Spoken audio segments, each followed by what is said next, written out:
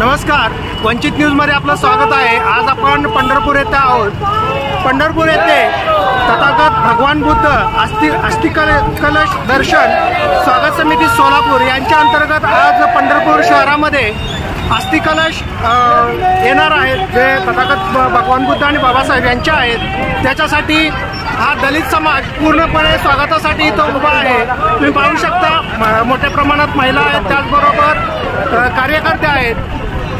बौद्ध महासंघाचे काही कार्यकर्ते आपल्यासोबत आहे, आपण त्यांच्याशी संवाद साधूया की आज जो कार्यक्रम आहे तो कशा निमित्ताने, आज त्याचं औचित्य काय आहे, जरा खुलासा करून सांगा, जेणेकरून सर्वसामान्यांनाही कळेल की आज अस्थि स्वागत हा काय आहे। तथागत भगवान गौतम बुद्ध यांच्या अस्थि जवळजवळ 2500 वर्षानंतर या अस्थि कलशाचं आगमन श्रीलंकेहून आपल्या पंढरपूर शहरामध्ये होत आहे।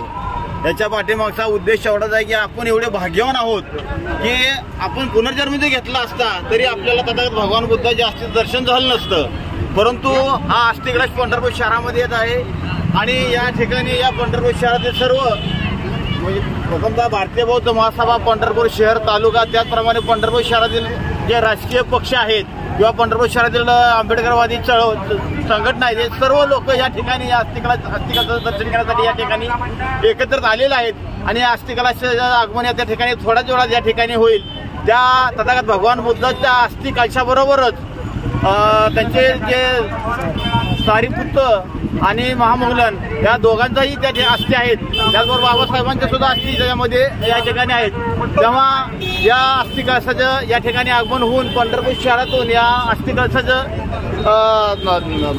मार्गस्थ होऊन डॉक्टर बाबासाहेब आंबेडकर यांच्या स्मारकाजवळ अस्थि कलश तिथं थांबवलं जाईल आणि त्या ठिकाणी सर्वांनी अस्थि कलशाचं दर्शन देण्यात येईल।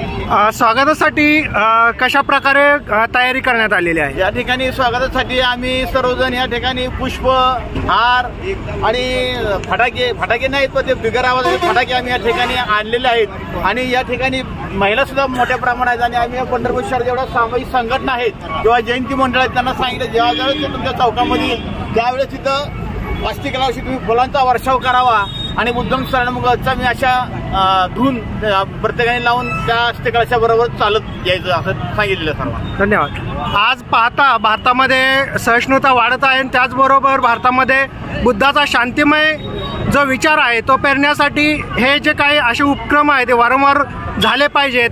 वंचित न्यूजसाठी मी सचिन बाबर, धन्यवाद।